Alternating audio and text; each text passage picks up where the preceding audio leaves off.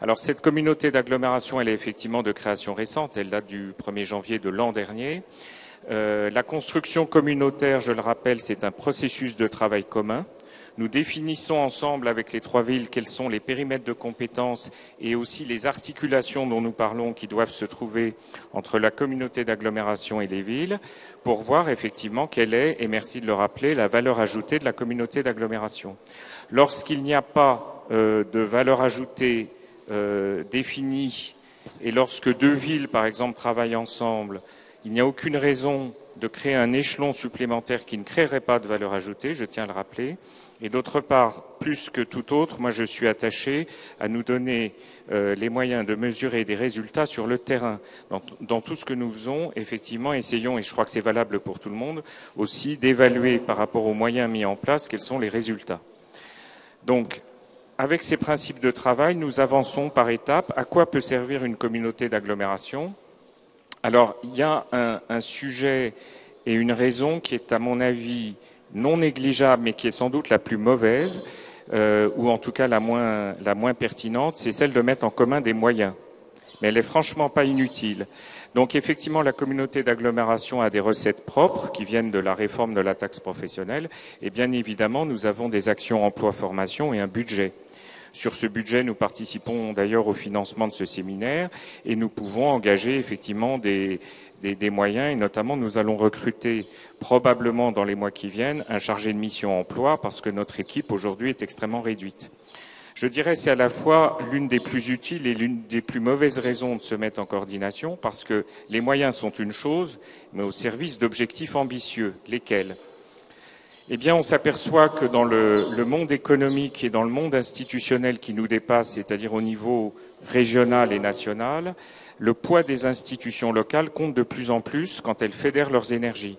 Alors, avant de parler strictement d'insertion, je rappelle qu'en matière d'emploi et d'économie, les collectivités sont sollicitées dans des débats d'ordre national. En ce moment, c'est le Grand Paris, le Grand Roissy, et que là-dessus, il faut qu'on fasse entendre notre voix pour sortir d'une certaine image, je dirais très typée, qu'on ne connaît que trop bien, des types d'emplois utiles et correspondant à ceux de nos banlieues, qui sont des types d'emplois moyennement ou peu qualifiés, qui sont des types d'emplois dans des secteurs bien connus, qui sont toujours ceux qu'on a en tête, effectivement, et qui sont évidemment non négligeables, mais nous essayons de diversifier l'offre d'emploi. Et puis, d'une façon un petit peu plus fine, nous avons, avec des partenaires institutionnels, des dialogues en ce moment prospectifs sur la mise en place de dispositifs de prévision d'emploi. Et je crois que là aussi, en quelques mots, c'est un cadre de travail extrêmement intéressant. Inutile de dire que nous travaillons de façon très étroite avec Aéroports de Paris qui se trouve juste à côté de moi et que je salue bien et très amicalement. Nous essayons justement de donner une prospective ensemble à un certain nombre de phénomènes de modification des métiers, d'intrusion, d'incursion technologique dans des métiers qui se retrouvent finalement de plus en plus valorisés, mais aussi de plus en plus difficiles d'accès. Et donc, nous travaillons aussi sur des parcours de formation et tout ce qui va pouvoir solidifier et enrichir l'emploi. Bon, ça, c'était des généralités. Excusez-moi d'avoir été très long là-dessus, mais c'est vraiment un cadre de travail général. Concernant l'insertion, effectivement, on s'aperçoit que la communauté d'agglomération peut avoir un rôle de coordination et de pilotage, notamment comme entrée unique ou en tout cas point d'entrée unique pour certaines très grandes entreprises qui sont ravies, entreprises et organismes au sens large, bien sûr, qui sont ravis de ne plus avoir une multiplicité d'interlocuteurs lorsqu'elles doivent mettre en place et mettre en œuvre une clause d'insertion. Donc, dans les processus de travail, la valeur ajoutée de la communauté d'agglomération, c'est effectivement, et on va le développer tout à l'heure, c'est effectivement de renforcer la coordination. Ensuite, dans le dialogue avec certains partenaires, c'est justement d'exiger chaque fois que possible l'inscription d'une clause d'insertion. Alors, parmi les grands projets, mais il y en a d'autres et on va les citer cet après-midi, il y a un projet de zone économique d'envergure internationale située sur le sud de l'aéroport, la ZAC Sud CDG, qui est une zone économique de 200 hectares et qui est pilotée et aménagée par la FTRP. Il y a 1 an et demi, la communauté d'agglomération n'existait pas et la FTRP traitait le projet avec la ville de Tremblay. Aujourd'hui, nous avons une convention partenariale avec la FTRP qui permet de savoir exactement quels sont les objectifs économiques, de qualité de vie, d'urbanité, d'emploi, de transport et de vie en général qui vont se situer sur cette ZAC, mais au bénéfice des habitants des 3 villes. Et à ce titre, nous avons inscrit dans le protocole une clause d'insertion de 7% des emplois qui visent tous les travaux d'infrastructure que la FTRP va devoir réaliser pour viabiliser la ZAC. Donc cette relation institutionnelle privilégiée, nous l'avons avec la FTRP et bien évidemment on continuera de l'avoir en deuxième rideau, si je puis m'exprimer ainsi, avec les entreprises qui vont s'implanter sur la ZAC. Parce qu'effectivement, dans les négociations de terrain, nous serons très vigilants à voir quelles sont les dispositions pour l'emploi. Donc, coordination, relations institutionnelles au moment où c'est pertinent, et toujours recherche de valeur ajoutée terrain pour éventuellement simplifier et appuyer un certain nombre de circuits de décision et d'action qui sont parfois un petit peu compliqués, un petit peu épars. Là encore, dans certaines étapes de travail, si la communauté ou les services de la communauté devaient être un échelon de retard et de complexité supplémentaire, nous nous retirerions, c'est un mot difficile à dire, des processus. Je ne veux pas que ça freine, je veux au contraire que ça pousse. Il faut que ce soit très clair. Tout à fait. Les entreprises qui souhaitent s'implanter sur un territoire prennent en compte un certain nombre de critères. Bien sûr, le côté stratégique du lieu, ce qui sera le cas de notre futur ZAC, mais également du caractère performant ou non de la zone d'emploi en question. Comment les entreprises pourront-elles recruter leur personnel? Donc c'est un élément d'attractivité très, très important. Donc la communauté d'agglomération, donc sa valeur ajoutée va être dans la simplification, va être dans l'anticipation, pour pouvoir après travailler sur les parcours d'insertion, va être sur la consolidation des parcours et va être sur le soutien aux initiatives. Alors sur tout ce qui est simplification, Marc Gentilhomme l'a évoqué, l'idée est d'être le point d'entrée vis-à-vis des grands donneurs d'ordre. Donc ces donneurs d'ordre évidemment sont concentrés sur leur métier, le métier de l'entreprise, et il n'est pas nécessaire qu'ils connaissent l'importance, la diversité, la richesse des structures d'accompagnement des publics. En revanche, il est important qu'il y ait un relais qui soit fait donc entre l'entreprise et toutes ces structures.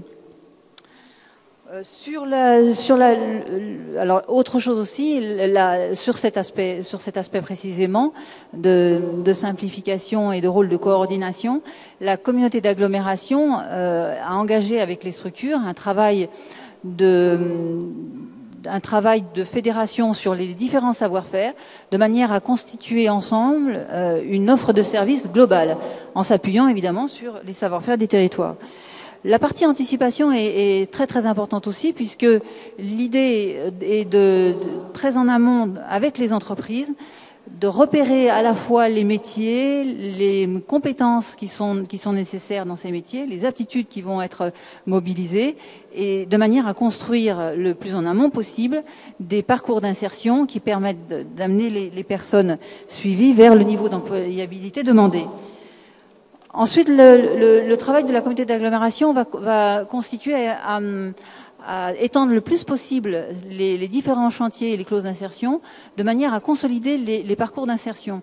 On voit bien que les phases chantiers sont des phases ponctuelles, et les personnes donc qui sont intégrées dans ces opérations ont une expérience, mais courte généralement.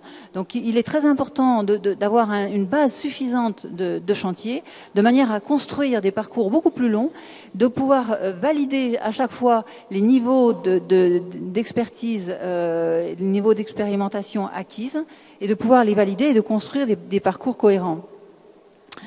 Donc l'idée, pour la communauté d'agglomération, l'objectif là va être donc de signer le plus de conventions possible pour pouvoir soutenir le travail de terrain des structures. Et le dernier point sera de soutenir les initiatives. Alors de deux manières. La première manière, c'est en confortant les structures déjà existantes. donc en les aidant de multiples façons, à la fois sur la diversification de leurs activités, mais aussi sur tout le travail de montage des opérations qu'elles initient, mais aussi d'identifier les chaînons manquants et de contribuer donc à la création des structures qui sont nécessaires et qui manquent sur le territoire dans tous les parcours d'insertion. Daniel a bien évoqué la nécessité de construire une véritable offre globale d'insertion. Et donc moi je voudrais revenir sur ce point et voir un peu comment on peut réussir à constituer cette offre globale d'insertion. Alors déjà pourquoi construire une offre globale d'insertion? Parce que quel est l'intérêt?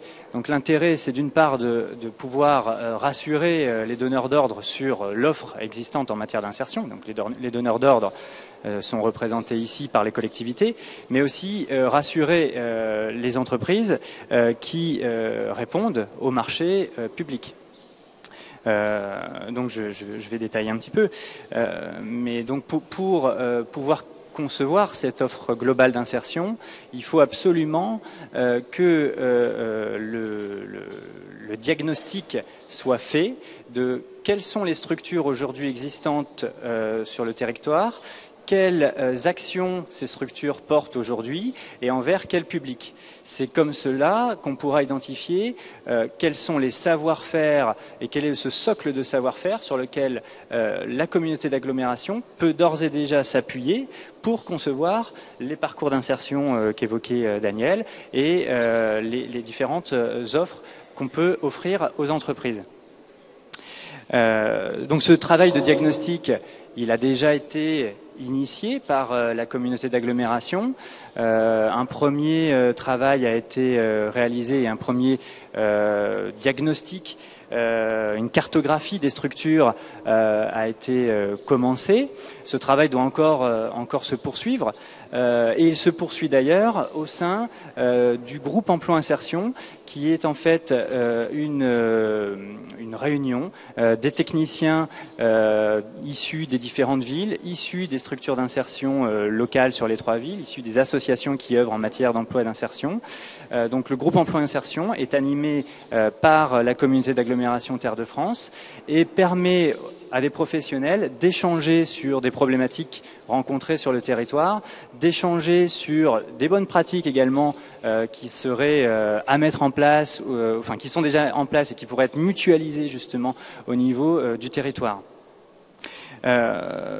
Donc on se rend compte, et je pense que tout le monde ici le sait, que l'offre d'insertion elle existe déjà au niveau des 3 villes. Chaque ville a développé ses parcours, chaque ville a développé son savoir-faire en matière d'insertion. Et que néanmoins, on constate qu'il est nécessaire de mutualiser ces offres, de mutualiser ces parcours. Pour 2 raisons essentielles. La première, c'est un petit peu ce que j'évoquais en commençant, c'est qu'il faut répondre aux besoins d'efficacité recherchés par les donneurs d'ordre. C'est pas le tout de lancer des marchés publics et en insérant des clauses d'insertion si on ne sait pas si derrière le marché va pouvoir être exécuté, va pouvoir trouver une entreprise qui pourra y répondre, etc. Donc le donneur d'ordre, il veut être assuré sur cet aspect-là. Et également, l'entreprise de son côté, elle sait qu'en répondant à ce marché, elle doit répondre à ses obligations, en matière d'insertion, mais également, elle sait qu'en face, il y a une véritable réponse en matière d'insertion. Une réponse qui sera construite pour elle, sur laquelle elle pourra s'appuyer pour pouvoir mettre en œuvre la clause d'insertion en utilisant les 3 différents leviers. Je ne rentre pas dans les détails possibles, intérim d'insertion, tout ce qui concerne l'embauche directe, etc. Bon. Donc ça c'est le premier point, rassurer les donneurs d'ordre et les entreprises. Mais le deuxième point, et c'est je pense l'essentiel, c'est permettre à nos publics, à l'ensemble de nos publics, de profiter à plein des opportunités qui sont créées par les grands chantiers d'aménagement et les marchés publics lancés sur le territoire de la communauté d'agglomération. Il y a déjà des exemples concrets hein, de travail en collaboration entre deux villes, pas encore au niveau intercommunal, puisque comme le soulignait Marc Gentilhomme, finalement cette communauté d'agglomération, elle est très, très récente. Donc, mais il y a déjà des initiatives qui ont été portée par une ville et ouverte à d'autres. On est d'ailleurs ici dans le bon exemple, puisque je remercie également la ville de Sevran et Compétences Emploi d'avoir ouvert ce séminaire à l'ensemble des 3 villes de la communauté d'agglomération. Donc ça, c'est un exemple. Moi, j'en citerai un autre donc, qui concerne plus particulièrement Tremblay, qui est celui d'un parcours d'accompagnement vers l'emploi, qui a été pour la première fois ouvert au public villepintois. Donc ça consiste à une action d'accompagnement qui est conventionnée par le Conseil régional d'Île-de-France et qui s'adresse à un public de demandeurs d'emploi qui ont un besoin d'un appui renforcé en recherche d'emploi. L'objectif étant de valider donc un plan pas un plan de carrière, mais un projet professionnel et de développer l'employabilité des personnes. L'objectif final étant à l'issue des 10 semaines de formation et des 6 semaines d'intégration en entreprise en stage, de trouver un emploi pérenne ou alors au minimum de trouver une formation qualifiante. Donc pour la ville de Tremblay en France et la boutique emploi qui porte ce projet chez nous, hein, qui est l'association locale qui œuvre sur les actions d'emploi menées par la ville de Tremblay, c'est le 5e parcours d'accompagnement vers l'emploi, ou PAV comme on l'appelle, qui a été mis en place. Mais c'est la première fois que le service économique de Tremblay a ouvert le pilotage de cette action au service économique et emploi de Villepinte. Donc ça a permis à deux services, à deux entités de techniciens de travailler ensemble, de partager des bonnes pratiques et de mettre en œuvre une méthodologie d'action, une méthodologie de projet qui soit efficace dans ce projet PAV. Donc aujourd'hui, c'est une action qui est toujours en cours. Il y a 16 personnes qui ont été recrutées sur l'action, dont 5 villepintois. Donc c'est une première étape. Il y a des exemples comme ça, il y en a d'autres. Il y a aussi la passerelle entreprise qu'on a montée en partenariat avec l'entreprise Les Courriers d'Île-de-France, SIF, ouverte au public sevranais. Donc voilà, je ne vais pas m'éterniser puisque je pense que le temps nous est compté. Mais pour conclure, donc j'insiste sur la nécessité vraiment d'accentuer encore l'effort sur ces mutualisations, d'accentuer le travail pour les multiplier, ces expériences, et de les ouvrir aux 3 villes pour essentiellement vraiment changer l'image aussi que se font les entreprises de cette clause d'insertion qui est souvent encore vécue comme une contrainte imposée, alors qu'on pourrait plutôt... l'enjeu, c'est quand même qu'elle soit perçue comme une vraie opportunité d'employer des gens qui vont apporter quelque chose à l'entreprise. Bon, je suis invité cordialement par une partenaire qui est l'association Beauté Plurielle pour justement comparer les pratiques entre ce qui se fait dans le 93 et ce qui se fait chez nous. J'ai noté sur l'intervention de monsieur Gentilhomme, je crois, c'est lui qui dirige la communauté d'agglomération.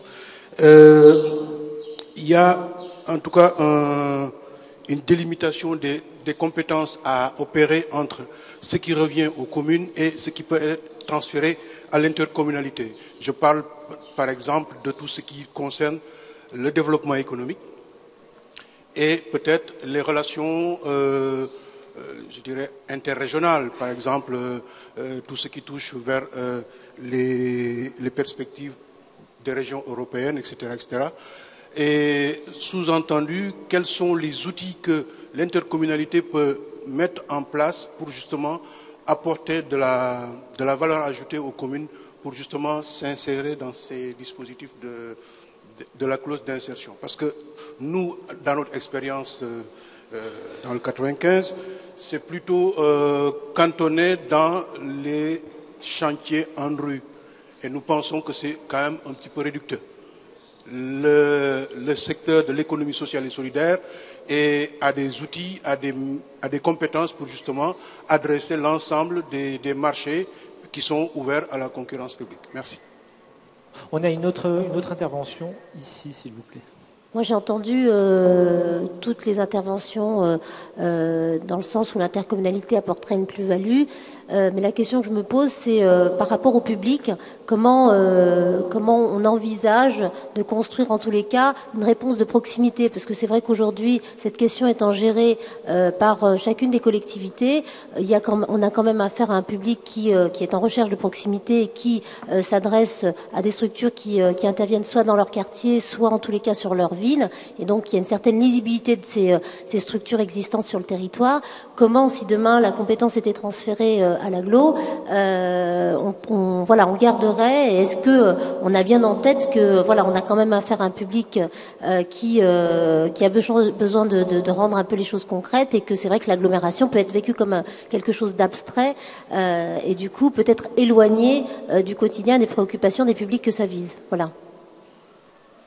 Alors, il y a eu plusieurs sujets qui ont été abordés. Alors, effectivement, l'aspect le plus global des prévisions et des relations institutionnelles dont je parlais permet effectivement, avec certains organismes, observatoires ou ministères ou centres d'études, d'avoir effectivement des informations privilégiées, plus peut-être ou plus facilement peut-être comme communauté d'agglomération qu'au niveau de chaque ville.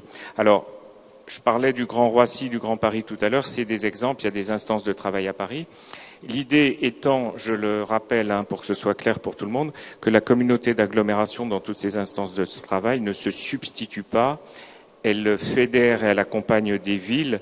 Notamment, il y a eu des travaux qui n'ont rien à voir, mais qui sont quand même des travaux complètement structurants pour le territoire, comme l'emplacement des gares du métro. Lorsqu'il a été question de gares qui impactaient certaines des villes ici, bien évidemment, les villes venaient dans les réunions et on a fait vraiment des débats très larges.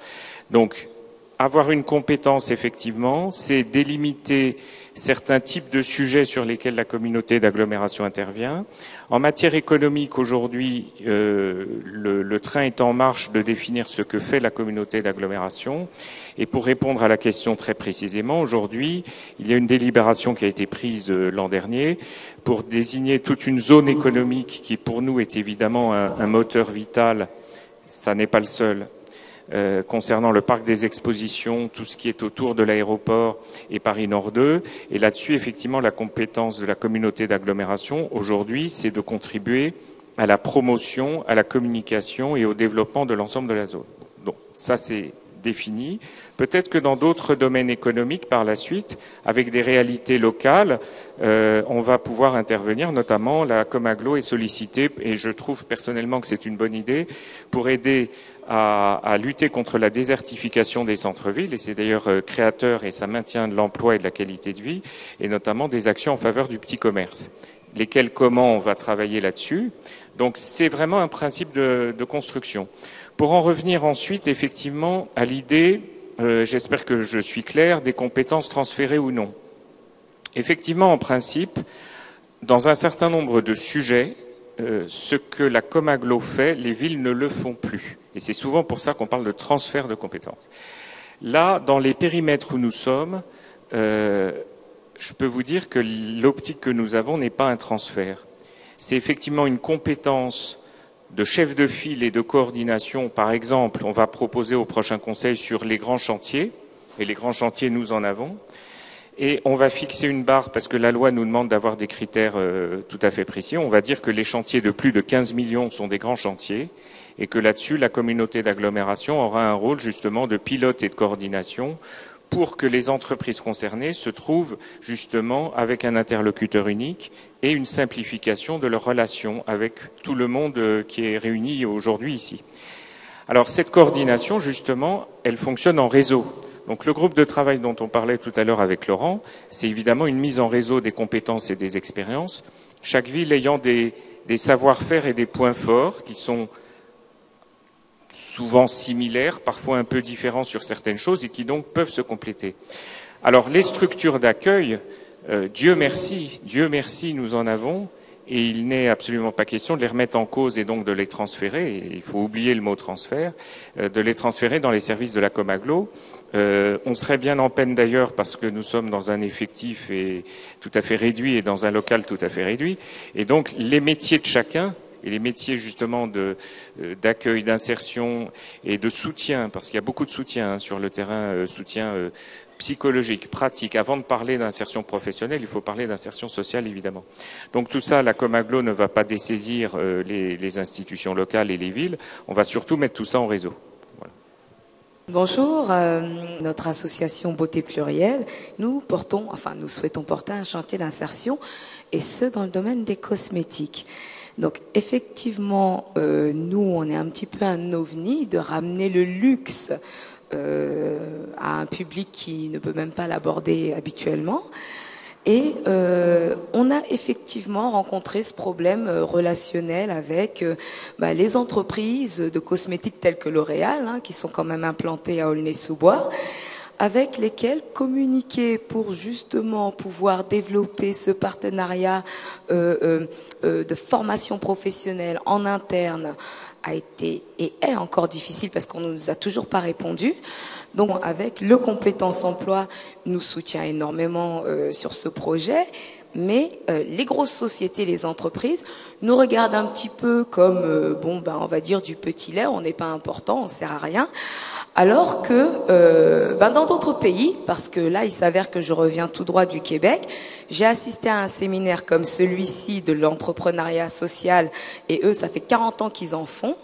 Et effectivement, pour eux, c'était tout à fait logique qu'une entreprise garde une partie de ses bénéfices, de son temps, de son expertise pour former des gens qui n'en ont pas forcément eu la chance auparavant.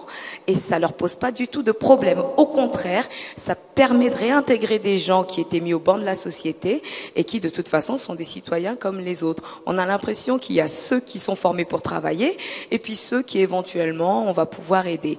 Donc, c'est vrai que les entreprises ont une responsabilité parce qu'elles ont les moyens financiers. Donc ce serait bien que dans la clause d'insertion, on fasse vraiment ce partenariat parce qu'il y a nous, les associations, qui développons sur le terrain parce qu'on est en contact humain avec ces gens, et les grandes entreprises qui sont entre guillemets les grands méchants, mais qui ont l'argent et l'expertise pour encadrer des gens qui, eux, n'ont pas ces moyens d'études, d'aptitudes, quelles qu'elles soient, mais qui peuvent intégrer des sociétés qui pourraient proposer une formation spécifique à l'intérieur de leurs entreprises. Ça, ce serait bien. Et en même temps, de communiquer avec nous qui les encadrons, donc de pouvoir avoir cet échange, nous de vous les envoyer, ou vous de les envoyer vers nous, mais au moins d'avoir un réseau qui se consolide. Parce que je pense qu'il y a un grand problème de communication entre les acteurs de l'économie sociale et solidaire sur place, sur le terrain, et les grandes entreprises qui se disent « Oh, c'est un peu cheap, on ne sait pas trop ce que c'est pas très bien organisé. » Du tout. On fonctionne comme vous, comme des entreprises. On a des droits, des devoirs, des obligations financières, et surtout on a une responsabilité humaine. Vous aussi, en tant qu'entreprise, vous avez une responsabilité sociale. Et les collectivités sont le lien. Voilà, c'est tout ce que j'avais à dire. Merci.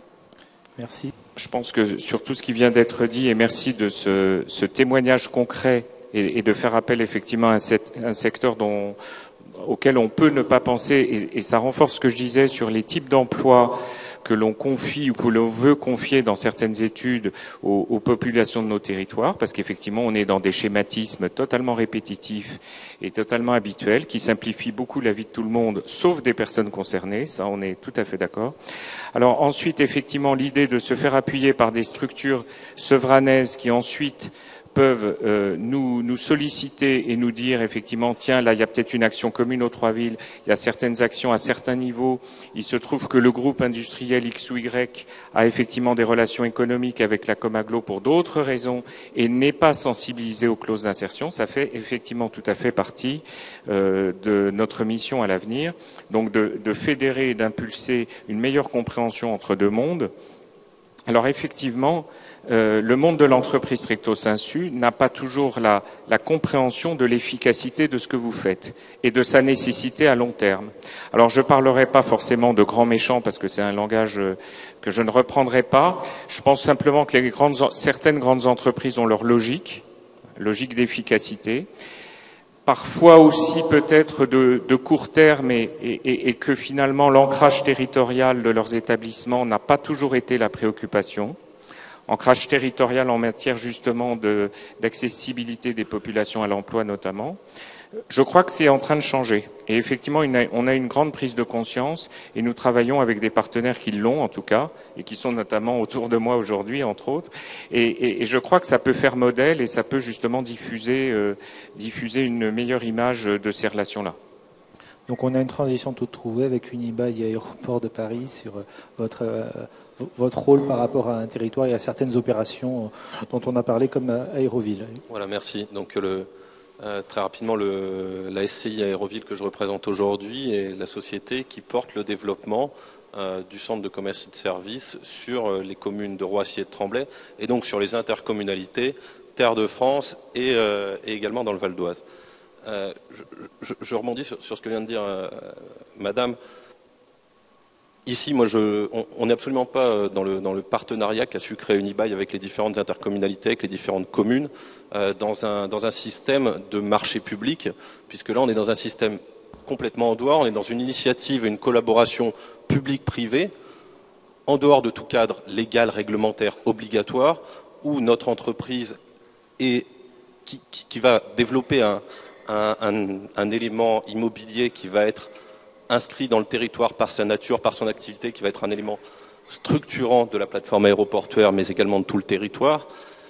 Et on a souhaité, les communes, les intercommunalités, très tôt, avoir le souci, en dehors de tout cadre réglementaire, de développer l'équivalent de clause d'insertion de marché public entre nous, parce que justement, certaines entreprises, et je pense que c'est la même démarche à l'Aéroport de Paris, qui sont ancrées dans le territoire sur le long terme, ont cette vocation à assumer un rôle de responsabilité sociale dans le territoire dans lequel elles sont implantées. Dans les mots que M. Gentilhomme a employés et Mme Petitot aussi, je pense qu'il y en a qui sont très importants pour nous du côté privé, parce que pour mettre en avant ces clauses, particulièrement dans le cadre d'initiatives extra-réglementaires, et qu'elles soient efficaces le plus rapidement possible dans ce genre de partenariat, il y a des éléments qui sont très très forts. C'est les éléments de couverture, de simplicité, de circulation de l'information, d'efficacité de la couverture, également de lisibilité et de réactivité des partenaires publics dans cette démarche. Un projet comme Aéroville, ça va être une course contre la montre pour nous. On a 27 mois, on va être pourvoyeur de beaucoup d'emplois, nous directement relativement peu, mais les entreprises de construction qui vont travailler pour nous, les enseignes qui vont venir s'installer dans le centre de commerce et de services, vont être des gros pourvoyeurs d'emplois. Mais on est dans une course contre la montre. Et pour tenir les enjeux de course que la montre que nous avons, nous, on a besoin d'avoir des interlocuteurs qui couvrent largement le territoire, mais dont on connaît la lisibilité, dont on est capable de donner à l'entreprise, à l'enseigne qui va venir s'installer, à l'entreprise de construction, à l'enseigne qui va venir s'installer dans le centre commercial, de lui dire la porte d'entrée en intercommunalité et même en interdépartementalité en ce qui nous concerne, elle est ici et c'est un fonctionnement qui sait vous orienter vers les bonnes mairies, vers les bonnes compétences et qui sait vous garantir un maximum d'efficacité dans ces clauses d'emploi et clauses d'insertion. Et c'est vraiment les mots, en tout cas, voilà, moi je suis juste là pour donner une illustration du partenariat qu'on essaye de trouver entre acteurs publics et privés, mais en tout cas les mots de lisibilité, simplicité et réactivité sont vraiment ceux que voilà, j'ai apprécié d'entendre et qu'on apprécie d'éprouver au quotidien, que ça soit avec Terre de France et également avec vos confrères, je ne sais pas comment dire, du Val d'Oise. Voilà. Quand vous parlez d'emploi et en phase de construction du site et en phase de commercialisation, tous les emplois générés. Voilà, tout à fait. Nous, en fait, il y aura deux types d'emplois dans le cadre d'un tel projet. Il y a tous les emplois qui sont liés à l'acte de construire, donc par notre entreprise, également par les magasins qui vont venir s'implanter, qui auront également la décoration de leurs magasins. C'est toute la phase de construction, et puis naturellement la phase d'exploitation derrière, où, on va dire en plus, les genres d'emplois qui sont créés dedans sont assez souvent vecteur d'ascenseur social, puisqu'on peut souvent commencer vendeur dans un magasin, puis devenir chef de rayon. Je veux dire, dans les filières dans lesquelles l'ascenseur social marche bien, le commerce est une vraie réalité, mais donc tous ces emplois qui vont suivre en phase d'exploitation pendant toute la durée de vie de l'équipement. Vous avez des chiffres On a des chiffres. On a des chiffres en période d'exploitation, ça sera le jour de l'ouverture. Au moins 1500 emplois, et on montera assez rapidement au-delà de 2500 emplois qui seront créés, équivalents temps plein, lorsque le centre fonctionnera à plein. Donc on sera bien sur une zone de recrutement régional, interrégional, ou plus interdépartemental en tout cas aujourd'hui, et interrégional s'il le faut. Oui, alors écoutez, moi je suis ravie de la tournure de cette table ronde parce que j'avais toutes mes antisèches grâce à ma collègue juriste du service des marchés pour vous parler des clauses d'insertion sociale des marchés que passe Aéroport de Paris. Mais du coup, je vais adapter complètement et je vais prendre un sujet que je connais par cœur. Et je voulais justement dire que les clauses sociales ne sont qu'un dispositif. Je lis ce que Monsieur Loquet, la phrase de Monsieur Loquet en tout cas, et c'est ce que je voulais commencer par là, en disant que les clauses sociales des marchés ne sont qu'un aspect de toute la politique que moi j'appellerais sociétale du développement durable. En tout cas, je prends donc ma casquette Aéroport de Paris, mais aménageur d'un parc d'activités, du premier parc d'activités, bien sûr c'est un aéroport, mais du premier pôle moteur, du premier pôle de développement économique en Île-de-France. Une particularité, c'est que il est implanté sur 3 départements. Seine-et-Marne, Seine-Saint-Denis, Val d'Oise. C'est aujourd'hui 86 000 emplois. La Seine-Saint-Denis, et je suis très fière de le dire puisqu'on est au cœur de la Seine-Saint-Denis, la Seine-Saint-Denis représente à peu près 19% de mémoire de l'emploi de ce territoire. Et les villes de Tremblay, il y a Aulnay ensuite, de mémoire, Villepinte et Sevran sont les plus grosses villes pourvoyeuses d'emplois sur la plateforme aéroportuaire. Bien évidemment, c'est insuffisant. Et là, je vais revenir tout de suite à l'ensemble des actions que nous, on a mis en place depuis de nombreuses années. Et alors, du coup, actions que l'on mène avec les entreprises de la plateforme. Aujourd'hui, c'est près de 700 entreprises sur cette plateforme aéroportuaire. Donc, action sociétale, donc on dit sociale. Moi, je préfère sociétale. Je vais vous dire pourquoi. Enfin, nous, en tout cas, on préfère sociétale parce que sociale, je trouve que c'est une connotation RH de l'entreprise. Et là, je ne vais pas vous parler des actions sociales d'Aéroport de Paris pour son personnel ou même pour les alternants. On en parlait tout à l'heure, Daniel. On est largement au-dessus de la moyenne, en tout cas sur l'insertion en matière de jeunes, etc. Mais je ne vais pas vous le parler de ça. Nous, on est persuadés que le développement d'une zone telle que la nôtre, en tout cas, ne peut se faire sans l'insertion avec les territoires. L'insertion avec les territoires, alors évidemment 3 départements, bien sûr, mais l'insertion avec les territoires, ça veut dire quoi? Ça veut dire qu'on ne peut pas développer un pôle d'emploi, un pôle économique, dès l'instant où on développe de l'implantation d'entreprises ou de la création d'entreprises, on développe forcément de l'emploi, et moi j'ai les 2 casquettes. On ne peut pas développer un pôle de cette importance au sein de 3 départements, dont 2 des 3, je mettrais presque la Seine-et-Marne un tout petit peu à part, parce que le territoire est un peu différent dans sa composition, dans son urbanisme. Mais on ne peut pas développer une zone de cette importance sans travailler avec les 2 départements et notamment la Seine-Saint-Denis. J'entendais tout à l'heure que la ville de Sevran, c'était 20% de taux de chômage et on ne pourrait pas comprendre et continuer dans un pôle en prospérité sans travailler avec les territoires.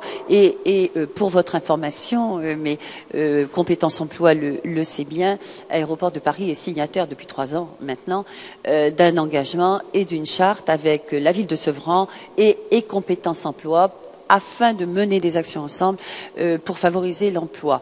L'emploi, c'est l'emploi sous toutes ses formes. Ça veut dire que nous, on œuvre avec les entreprises, avec les conseils généraux. J'ai vu que le CG 93 était dans la salle et Raphaël, que je connais bien puisqu'on travaille ensemble, et avec les directs, avec les pôles emploi, on œuvre ensemble à faire en sorte de faire des séminaires d'information métier, on en a parlé tout à l'heure, je l'ai entendu, on en a encore fait un nous la semaine dernière pour à peu près 80 demandeurs d'emploi, on le fait 2 fois par an, 80 demandeurs d'emploi dont il y en avait 5 je crois de compétences emploi la semaine dernière. C'est aussi d'aller dans les collèges et les lycées, expliquer ce que sont les métiers aéroportuaires et encore une fois là j'ai la casquette aménageur de la plateforme, je n'explique pas les métiers d'Aéroport de Paris, mais bien évidemment, les différents métiers, il n'y a pas qu'hôtesse, et on le dit souvent aux gens, il n'y a pas qu'hôtesse et pilote sur un aéroport. C'est aussi œuvrer avec des entreprises d'insertion. Il y a une des entreprises, parce que c'est aussi l'accès à l'emploi, et on a mis en œuvre depuis près de 15 ans, et grâce à ARS, à l'époque, avec Monsieur Gagnère à l'époque, on a mis en œuvre sur cette plateforme, ça a beaucoup évolué depuis, Papa Charlie, qui est une association qui loue des véhicules, hein, mais tout le monde connaît ça à Sevran, notamment qui loue des véhicules à des demandeurs d'emploi qui retrouvent un emploi sur la plateforme, moyennant le prix d'une carte orange. Ils ont la véhicule, 7 jours sur 7. C'est tout ça, hein, je suis un peu désolée, mais c'est vrai que tout ça, c'est bon. La crèche est un peu différent, mais parce que, mais c'est aussi un accès à l'emploi. Bien évidemment, un comité habitat pour le logement, j'ai entendu parler du logement tout à l'heure. Donc on a aussi créé un comité habitat. Avec ce comité habitat, on a créé une résidence sociale sur Roissy. Avec les, ça aussi, c'est de l'accès à l'emploi. Et alors, bien évidemment, toutes les actions, je l'ai dit à la fin parce qu'elles sont, j'allais dire, un peu plus classiques, toutes les actions de forum de recrutement que l'on mène avec Pôle emploi et les entreprises de la plateforme, bien sûr, afin de faire en sorte de faire venir des demandeurs d'emploi des 3 territoires, des jobs d'été. Hein, la commune, on travaille beaucoup aussi avec la commune de Temperley. Notre rôle dans tout ça, et je répondrai à vos questions bien évidemment avec mes collègues, le rôle d'Aéroport de Paris, c'est d'être un peu fédérateur et d'être au cœur de ce réseau, au cœur de cette plateforme qui quelque part nous appartient, hein, puisqu'on en est le propriétaire et l'aménageur, mais c'est de travailler avec les entreprises qui sont implantées sur la plateforme aéroportuaire. C'est pas toujours facile, hein, de travailler tous ensemble, mais de travailler d'abord avec les entreprises qui sont à nos côtés sur cette plateforme, au sein d'une communauté aéroportuaire, mais pas au sens politique ni juridique du mot, bien sûr, et afin qu'on ait tous ce même discours, mais au-delà du discours, ces mêmes actions sociétales. Et il y a quelques des exemples que vous connaissez. Je prends mes collègues de FedEx ou d'Air France, par exemple. Il y en a bien d'autres qui font directement, qui font du recrutement dans les communes et qui sont bien évidemment toujours à nos côtés dans les forums de recrutement. Donc voilà quelques-unes. Alors on avait sur le Val d'Oise, j'ai entendu qu'il y avait quelqu'un du Val d'Oise. On a sur le Val d'Oise nous-mêmes créé un chantier d'insertion avec la DIF, hein, avec une association. Il y a aujourd'hui une entreprise d'insertion sur le Val d'Oise qui s'appelle Stade, qui fait de la livraison de petits colis, on va dire. Et on a travaillé aussi, bien sûr, avec des entreprises d'insertion du territoire, notamment sur l'aménagement d'espaces verts. On a encore des marchés. On a, avec Arès, un peu plus récemment, travaillé sur du nettoyage de véhicules. Donc, on est au cœur des territoires sur ces sujets. Alors, évidemment, c'est un peu compliqué parce qu'il y a 3 départements. Pour revenir à Terre de France, et on travaillait tout à l'heure au cours du déjeuner avec Daniel, mais il y a longtemps qu'on travaille avec Marc et Daniel sur pas mal de sujets, notamment sur l'aménagement de la ZAC Sud, et on était en train de s'interroger et de réfléchir tout à l'heure avec Terre de France. C'est presque un scoop, hein, qu'on vous donne. Alors là, on n'en est qu'à l'idée, hein, dans nos têtes, mais on va y travailler. Et c'était mes collègues du NIBAI qui étaient à nos côtés et avec lesquels on en parlait. Je crois que maintenant, il faut qu'effectivement, on mette l'accent. Alors, je ne parle pas de clause d'insertion dans les marchés, puisque je vous dis, toutes mes antisèches. Bien évidemment, on a des clauses d'insertion, surtout sur des marchés de prestations de services. C'est un peu plus difficile juridiquement dans les gros chantiers. Ma collègue pourrait vous le dire. En revanche, on est en train de se dire qu'aujourd'hui, notre rôle et notre responsabilité collective, hein, notamment avec Terre de France et avec la Comcom de Roissy, puisque notamment Unibail est implanté sur ces deux communautés, il faut qu'on arrive à trouver des actions bien en amont de l'arrivée d'une installation. Ça veut dire, comme l'a dit mon collègue d'Unibail, et j'en parlais à ma collègue en charge des gros-travaux. Moi, je prends un exemple Unibail, le centre commercial, je connais moins, c'est moins mon sujet. En revanche, nous, on est en train de travailler depuis un moment sur le nouveau satellite qui est le S4, qui est pas terminé, mais qui est bien avancé.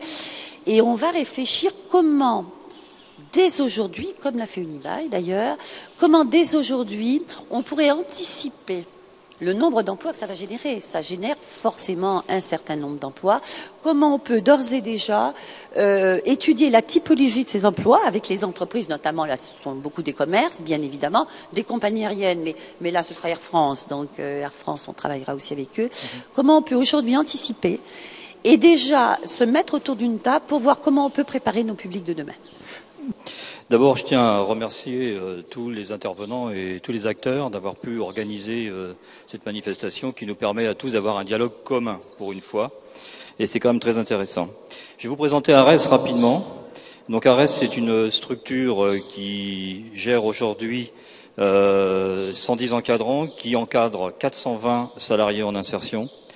Donc ça, nous avons 4 agences, une agence à Paris dans le 18e, une agence dans le 94, une agence dans le 93 dont je suis le serviteur, et une agence dans la région bordelaise, qui est une particularité puisque nous recevons dans cette agence des personnes qui sont éloignées de l'emploi, mais très fortement, puisque ce sont en général des SDF avec des complications de santé, et qui sont des personnes qui ont plus de 50 ans ou 55 ans, et que nous emmenons gentiment vers la retraite. Donc c'est une agence un peu particulière.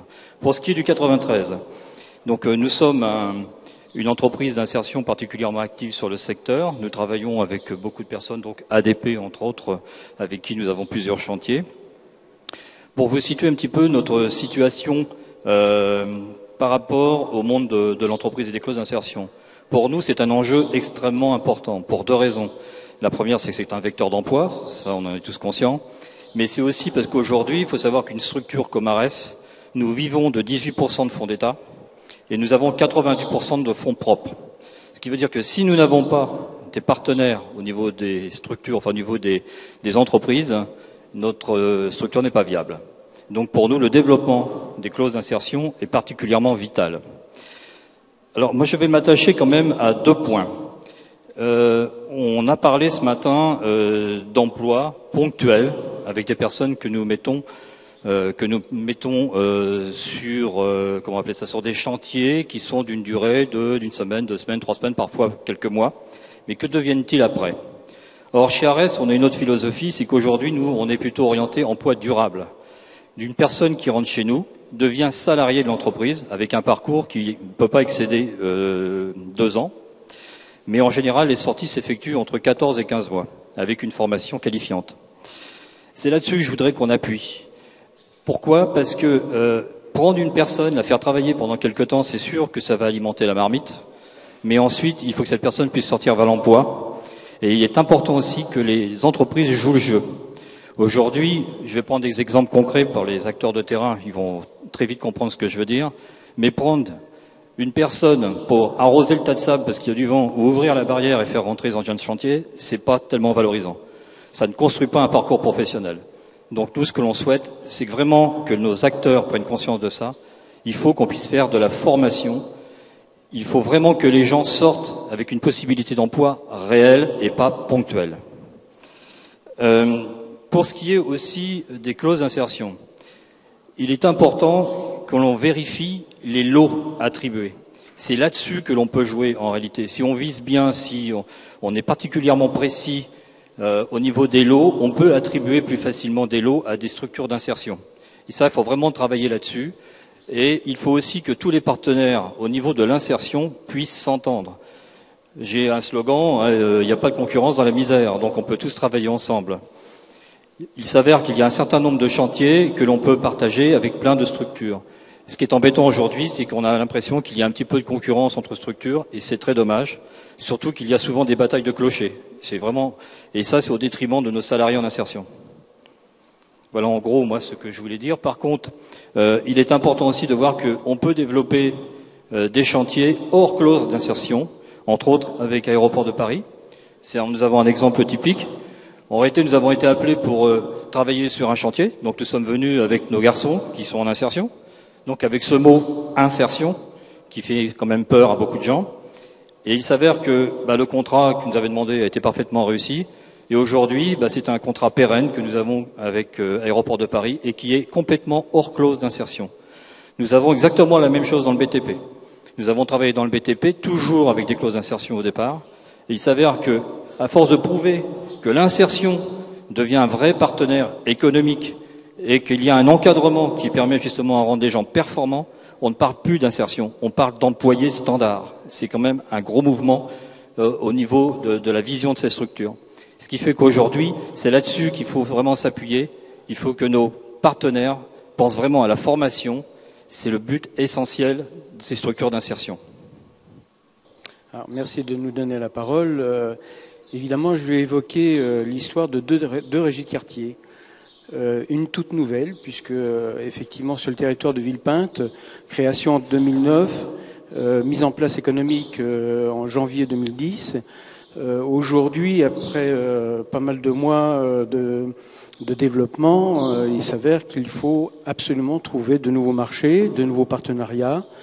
Et puis, ce rapprochement avec cette régie de Tremblay qui a été créée en 93, ce croisement de compétences, cette mutualisation dans les moyens et dans les hommes, nous amène aussi à nous positionner sur des territoires. Et c'est pour ça que nous avons été amenés à répondre conjointement sur un marché pour qu'on puisse effectivement partager, on va dire, la galette pour le public que nous accueillons tous les jours. Notre souci, c'est que les bailleurs aujourd'hui n'ont plus les mêmes types de commandes qu'autrefois, et nous sommes contraints de réorienter finalement notre axe économique. Oui, parce que finalement, c'est soit les structures d'insertion ont déjà une taille suffisamment critique pour répondre à un haut volume de commandes, ou alors on est plutôt sur une logique où vous constituez une plateforme pour répondre ensemble à une commande. Donc on est bien là-dessus. Voilà, complètement. Et puis c'est aussi ce croisement de compétences. Nous avons des compétences un peu communes, mais complémentaires aussi. Et c'est ce qui fait aussi notre force, parce qu'on veut absolument relever aussi le niveau technique de nos interventions auprès des demandeurs de nos commandes, finalement. Et nous, on a vraiment envie d'apporter cette chance au travers de la formation, au travers de cet emploi que l'on va pouvoir proposer sur nos territoires et pour des personnes qui habitent les quartiers dits difficiles. Voilà, c'est notre challenge de tous les jours. Je vois bien aussi la difficulté ici de pouvoir développer une nouvelle structure sur un nouveau territoire, parce qu'il faut faire accepter cette idée-là. Et puis j'aimerais aussi dire que on aimerait trouver aussi des partenaires. Arès l'a bien dit, qu'il ne devrait pas y avoir de concurrence dans cette misère organisée. Et voilà, nous c'est un peu notre détermination, notre fil rouge au quotidien. Alors ce que j'attends moi effectivement de la communauté d'agglo finalement, c'est aussi des liens précieux que l'on peut avoir avec des entreprises. Parce qu'il ne faut pas faire chambre à part, il faut trouver de vrais partenaires et aussi de penser à cette sortie positive qu'il faut organiser. Et c'est grâce aux liens avec les entreprises que l'on va pouvoir organiser tout ça. Donc je pense que la dimension d'agglomération, c'est aussi cette dimension où on pourra intervenir sur 3, voire plus de communes. Parce qu'il faut sortir de cet aspect quartier, ville, pour aller au-delà et pour trouver de nouveaux marchés. Il y a aussi l'autre volet qui est sur les demandeurs d'emploi et comment.